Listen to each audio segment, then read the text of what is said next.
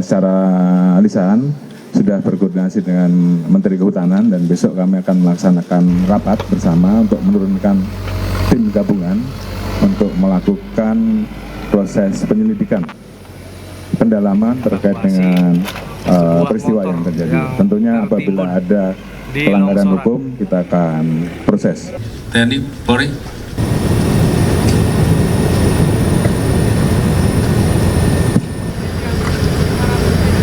Terima kasih, mohon izin Bapak Menko PMK menambahkan apa yang tadi sudah dijelaskan terkait dengan beberapa hal yang mungkin bisa kami tambahkan. Yang pertama terkait dengan arahan untuk ikut bersama-sama membantu membuka akses.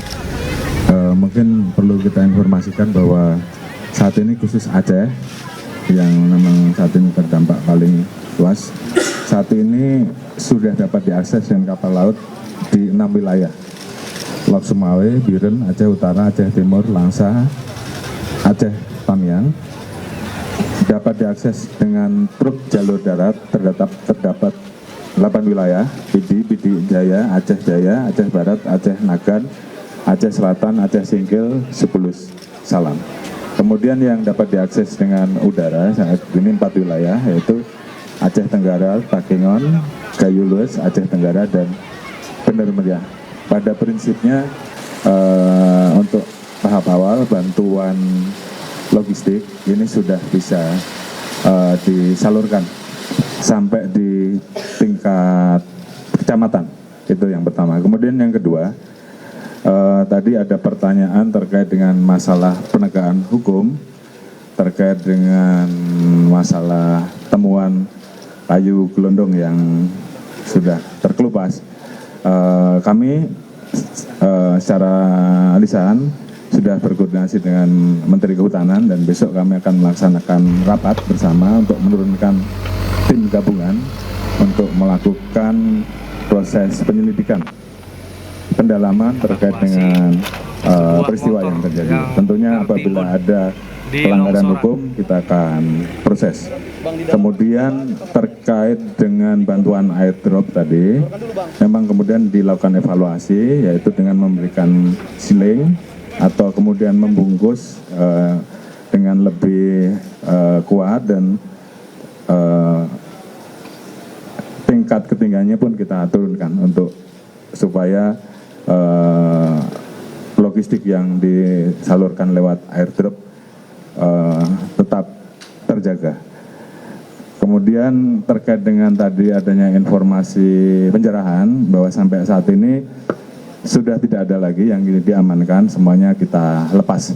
Jadi kita juga paham bahwa saat itu mereka hanya membutuhkan logistik, makanan, dan saat ini semuanya sudah dilepas. Terima kasih. Pak Lima, Pak Asad. Untuk wilayah yang tidak bisa dijangkau oleh darat, TNI sudah melaksanakan pengiriman lewat udara, yaitu menggunakan sistem helipop. Jadi barang itu dijatuhkan dari pesawat dalam bentuk box-box yang pakai baling-baling sehingga pada saat ke tanah tidak hancur. Kemudian juga menggunakan payung udara, itu di dropnya lewat Hercules C-130. Kemarin sudah dilaksanakan di Aceh Tamiang, kemudian hari ini juga akan kita laksanakan sistem drop CDS, Carry Delivery System, yaitu menggunakan pesawat CN dan Hercules. Kemudian tadi ada yang tanya tentang yang logistik yang hancur. Jadi kemarin dalam pemberian bantuan, memang saya tekankan kepada prajurit TNI untuk tetap menjaga keamanan personil dan alutsista, yaitu pesawat yang digunakan. Karena di Padang ada personil TNI, tiga personil, satu dari 2 dari POM, 1 Babinsa pada saat membantu penanganan bencana terbawa arus. Beberapa hari ditemukan dalam keadaan meninggal dunia, sehingga saya tekankan bahwa dalam penanganan perbantuan agar tetap menjaga keamanan personil dan alutsista yang digunakan. Nah, pada saat kemarin heli mau mendarat, di situ ada kabel, sehingga diputuskan oleh pilot barang itu tetap di drop, walaupun mungkin ada beberapa beras yang tercecer, tapi daripada dibawa lagi ke pangkalan udara, lebih baik di drop dan bisa dimanfaatkan oleh masyarakat. Terima kasih. Silakan, Pak Kasat. Terima kasih Pak. Tadi memang sudah dijelaskan tentang dropping, jadi heli itu tidak bisa mendarat dimanapun. Jadi harus landasannya harus siap. Jadi karena kondisi bantuan harus diberikan, kita coba untuk dilempar. Setelah ada yang pecah, kita evaluasi lagi. Sekarang kita berupaya sampai sekarang tidak terjadi lagi sudah. Terus yang kedua tentang Starlink, itu memang peralatan kami dari Kemhan dan kami juga. Memang pulsanya kan belum tahu siapa yang mau bayar. Jadi itulah kondisinya. Tapi semangat kami untuk membantu, kami kirimkan berpuluh Starlink ke daerah bencana. Terus selanjutnya juga tentang penjarahan, memang mereka mungkin resah, takut tidak dapat makan, tapi sekarang kami sudah terjunkan anggota ke daerah-daerah belum terakses, sehingga mereka bisa mengatur masyarakat di sana, dan kami kirim secara fast roping anggota-anggota itu di sana. Inilah kita langsung merasakan gunanya batalon-batalon TP. Jadi mereka sekarang yang banyak bergerak di daerah-daerah bencana untuk membantu masyarakat. Untuk jalur nanti kami sudah menyiapkan jembatan Beli. Paling lambat hari Jumat akan berangkat 8 set. Mudah-mudahan ini bisa menghubungkan beberapa daerah yang kritis. 8 set. Jadi pemasangan mungkin sekitar 5-1 minggu perjalanan, 2 minggu mudah-mudahan bisa sudah terpasang. Saya kira itu dari Angkatan Darat. Terima kasih. Mohon kami dari Angkatan Laut mengerahkan 7 KRI saat ini yang sudah beroperasi dan terdiri dari 2 kapal rumah sakit. Rencana akan nanti standby di Lok Semawe. Sebelumnya akan mampir di Aceh Tamiang. Kemudian ada 1 kapal rumah sakit lagi di Sibolga. Kemudian nantinya mungkin akan ditambah 1 KRI lagi, yaitu kapal tanker KRI Bontang, untuk mendukung bahan bakar di mana banyak daerah yang memerlukan bahan bakar untuk diesel generator. Kemudian untuk unsur udaranya yang on board ada 5 helikopter dan satu fixed wing, akan ditambah 1 lagi fixed wing, 2 kasa untuk airdropping. Mungkin itu sebagai tambahan dari Angkatan Laut. Terima kasih. Mohon izin saya menambahkan Pak Menko bahwa saya hanya menambahkan kegiatan OMC yang dilakukan. Memang ini leading sektornya adalah BMKG dengan BNPB. Hanya saya menjelaskan bahwa sudah ada 5 pesawat karavan yang disiapkan oleh BNPB setiap hari melaksanakan OMC. Alhamdulillah hujan sudah mulai berkurang dan ini terus kita laksanakan ke depannya. Itu saja tambahannya Pak. Terima kasih. Pak Mendagri, saya persilakan. Baik, rekan-rekan ingin menambahkan, pertama mengenai masalah logistik ya. Logistik ini kalau untuk beras itu sebetulnya di gudang-gudang persediaan beras kita kan relatif cukup, karena dari 1,3 juta ton dari bulan Agustus lalu yang cadangan di Bulog yang harus dikeluarkan tuh sampai dengan Desember. Untuk beras SPHP itu masih ada yang baru keluar kira-kira 800.000 sampai 900.000 ton. Artinya cadangan masih ada 600.000 ton. Nah, saya waktu itu di Lok Semawe, kita berusaha, ini kan daerah terkunci karena jalan-jalan putus, jembatan putus. beras sudah menipis. Nah, kemudian kita mau mencoba untuk cari beras dari Medan atau dari Riau dan kemudian dari Banda Aceh. Tapi setelah saya datang ke Lok Sumawe, ternyata ada di gudang Bulog 28.000 ton untuk konsumsi Lok Sumawe, Aceh Utara, Biren yang tiga-tiganya terkunci. Dan jadi sebetulnya nggak perlu ngambil beras ke tempat lain, itu cukup untuk 9 bulan itu. Nah, sehingga akhirnya mereka bisa mengeluarkan ada namanya beras bencana. Itu bisa dikeluarkan unlimited. Sepanjang ada surat permintaan dari kepala daerah dan kemudian kepada Kepala Badan Pangan Nasional, Pak Mentan, Pak Amran. Dan setelah itu dieksekusi oleh Bulog. Nah, alhamdulillah kami sudah koordinasi dengan Bapak Mentan, Pak Amran. Terima kasih sebagai Kepala Badan Pangan Nasional. Beliau hanya memerlukan surat saja, dan suratnya cukup dengan menggunakan soft copy WA, WhatsApp. Setelah itu Pak Mentan langsung akan memforward kepada Dirut Bulog, Pak Rijal. Kita ada koordinasi juga, dan Pak Rijal akan sudah Zoom meeting dengan seluruh daerah yang terdampak. Jadi tolong rekan-rekan kepala daerah, banyak nggak tahu ini mungkin, rekan-rekan kepala daerah yang terdampak, ya tolong lihat kondisi cadangan yang ada di gudang Bulog. Kalau seandainya itu ada, tinggal buat surat saja kepada Kepala Badan Pangan Nasional, Bapak Amran, melalui WhatsApp bisa, kalau nggak melalui saya juga bisa. Nanti saya forward kepada Pak Amran, dan setelah itu nanti langsung kepada Bulog. Bulog akan langsung mengeksekusi. Jadi sepanjang ada surat itu langsung dieksekusi hari itu juga. Dari pengalaman kasus Lok Sumawe itu hanya kurang dari 24 jam 100 ton langsung dikeluarkan oleh Bulog, dan itu sangat membantu sekali. Demikian juga yang ada persediaan minyak. Saya tahu bahwa minyak juga ada problem. Jadi minyak juga sama, kalau menggunakan mekanisme yang sama, yaitu persediaan minyak kita yang ada di Bulog, gudang Bulog.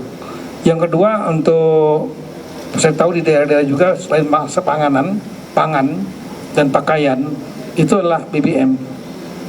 BBM saya kira Pak SDM sudah langsung, Pak Balil turun bersama Pertamina, SKK Migas, semua bergerak untuk memetakan daerah-daerah yang kurang dan segera melakukan supply. Karena daerah-daerah yang terisolir terutama, mereka sangat membutuhkan sekali, baik untuk genset maupun untuk kendaraan. Kalau minyak, saya datang waktu di PD Jaya, itu ada pompa bensin yang tutup karena sudah habis. Yang ada pun panjang sekali antriannya. Tapi setelah diturun dari Pertamina, kemudian dari instruksi dari Menteri SDM Pak Balil, itu sudah berkurang karena adanya dropping. Nah, yang ketiga berikutnya adalah saya mendapat keluhan dari rekan-rekan kepala daerah, karena ini sudah akhir tahun. Anggaran BTT mereka biasanya kalau darurat begini menggunakan belanja tidak terduga, rata-rata sudah sangat tipis sekali ya. Paling itulah andalannya mereka. Oleh karena itu saya kemudian membuat surat edaran yang sudah kami keluarkan tanggal 1 Desember kemarin kepada, dan saya sudah Zoom meetingkan dengan seluruh kepala daerah di Indonesia. Ini waktunya, ini sekaligus momentum ini saya sampaikan, inilah waktunya bagi rekan-rekan kepala daerah untuk saling membantu satu sama lain, karena ini bisa terjadi di mana aja, kapan saja. Bagi daerah-daerah yang kuat-kuat, masih saya tahu ada yang punya simpanan, ya silahkan waktunya untuk membantu, baik langsung tidak langsung. Sudah ada yang sudah memberikan. Saya tahu Ibu Kofifa sudah langsung berangkat ke Sumut, ke Medan, ya. Dan kemudian 2 hari lalu beliau memberikan bantuan dalam bentuk barang. Kemudian yang di Gubernur Bengkulu juga sudah melalui Basnasnya itu 3 miliar sudah diberikan kepada daerah terdampak. Sulawesi Selatan 1,5 miliar, terima kasih. Kaltara 1 miliar. Saya membayangkan bahwa kita ada 552 provinsi kabupaten kota. Kalau bisa tolong saling solidaritas, ini akan sangat bisa meringankan. Dengan surat edaran yang kami buat Mendagri tanggal 1 Desember, itu menjadi payung hukum bagi rekan-rekan kepala daerah untuk bisa menghibahkan langsung, mentransfer langsung hibah dengan dasar surat edaran itu. Jadi saya mohon maaf, momentum ini saya mohon kepada rekan-rekan kepala daerah saling solider satu sama lain. Kemudian yang terakhir, kami juga sudah dengan izin dan sudah saya sampaikan kepada Pak Menseknek, Pak Mensekap, tanggal 1 Desember kami melaksanakan rapat koordinasi dengan sejumlah kementerian lembaga. Yang kita antisipasi adalah satu bencana, termasuk juga Natal dan Tahun Baru yang tidak lama lagi. Ya, ada unsur di situ selain potensi bencana, kemudian transportasi, keamanan, kemudian juga demand terhadap pangan akan tinggi, selain masalah mobilitas masyarakat untuk berlibur atau merayakan Natal dan Tahun Baru dengan seluruh Forkompinda. Jadi saya mohon kepada rekan-rekan jajaran Forkompinda, mohonlah untuk segera melakukan konsolidasi, karena kami sudah sampaikan kemarin, lakukan rapat konsolidasi seluruh provinsi, kabupaten, kota, Forkompinda untuk memetakan persoalan-persoalan, termasuk persoalan-persoalan bencana dan antisipasinya di wilayah masing-masing. Kami kira itu, terima kasih. Anggota Pak Seksa, silakan. Izin Pak Menko dan Bapak-Bapak sekalian, saya izin sedikit menambahkan 2 poin sekaligus menjawab tadi beberapa pertanyaan. Satu, update terkait mengenai Aceh Tamiang. Jadi laporan dari TNI, Polri, BNPB, kemudian beberapa kali kami menghubungi Bupati Aceh Tamiang, Pak Armia Fahmi. Intinya adalah tanggal 2 Desember lalu jalur darat yang sebelumnya terputus sudah tersambung. Kemudian seluruh truk bantuan yang dari Medan menuju Aceh Tamiang sejak kemarin dan khususnya hari ini sudah bisa berjalan melalui Medan ke Aceh Tamiang. Perjalanan sekitar mungkin 3 jam. Kemudian tadi terakhir kami jam 1 menghubungi langsung beliau. Jam 1 siang tadi, beliau sedang menurunkan bantuan yang truk-truk datang dari Medan di Aceh Tamiang. Dan jadi intinya, alhamdulillah jalur darat sudah sambung. Sebelumnya memang sebelum tanggal 2 jalur darat terputus dan logistik tetap disalurkan melalui udara dan laut. Memang di sana ada 12 kecamatan, sekitar 216 desa. Tentunya belum semua. Dan alhamdulillah hari ini dan kemarin sudah jalur darat. Kita harapkan bersama penyaluran dapat dimaksimalkan. Dan terima kasih kepada seluruh elemen, kementerian, pemerintah, Pemprov, juga organisasi kemanusiaan lainnya, dan bahkan pribadi, swasta, dan sebagainya yang bahu-membahu menyalurkan bantuan. Itu yang pertama. Kemudian yang kedua, update sedikit tadi ada pertanyaan mengenai PKH. Jadi seiring dengan evakuasi dan pengenangan korban yang menjadi fokus utama pemerintah, jadi penyebab bencana ini menjadi perhatian juga. Dan selain faktor cuaca yang ekstrim tentunya, ada faktor kerusakan lingkungan yang memperparah bencana. Dan ini terus ditelusuri secara serius. Dan seiring dengan evakuasi dan pengenangan sebagai fokus utama, pemerintah melakukan evaluasi dan investigasi secara menyeluruh terkait bencana ini. Oke, terima kasih. Terima kasih.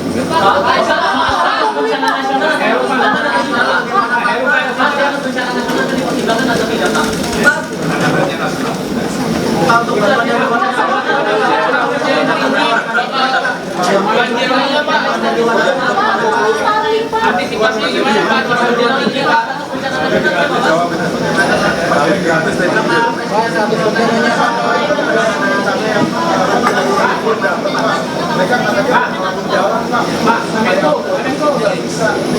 Pak, tadi Bapak bilang curah hujan tinggi Pak. Antisipasinya gimana Pak?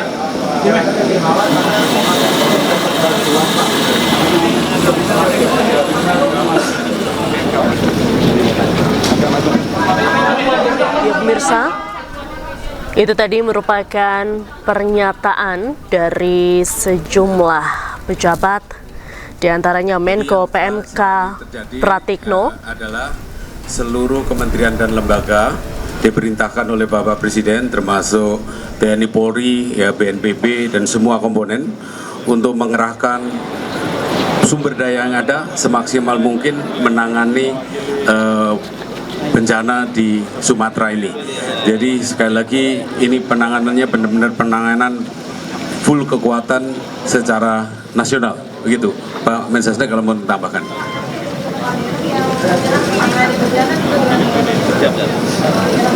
Jadi memang sekali lagi ini sudah ditangani juga, tim kan pusat kan sudah mengerahkan ke sana. Saya izin menjelaskan dikit untuk mengenai 3 kepala daerah yang menyatakan menyerah. Bukan menyerah total, bukan. Mereka tetap bekerja semampu mereka, tapi ada yang mereka nggak mampu. Tolong bagi Bapak Ibu yang ngikutin betul ke lapangan, contoh misalnya Aceh Tengah, terkunci, jalan semua terkunci karena longsor, ada jembatan putus, dari utara, dari Lok Sumawai putus, dari selatan juga putus. Mereka tetap bekerja, cuma dengan kemampuan yang ada. Tapi ada hal yang mereka nggak mampu, yaitu harus ada tambahan makanan, dan BBM dropping dari udara. Dia nggak punya pesawat. Dan kemudian kedua adalah jalan-jalan yang putus tadi kan perlu ada longsor, perlu alat berat. Dia nggak punya kemampuan. Nah di situ sebenarnya mereka minta itu. Dan dari pemerintah pusat mau nyerah mau enggak, kita menilai sendiri, kita akan dukung dari hari pertama sepenuhnya. Saya kira itu. Terima kasih.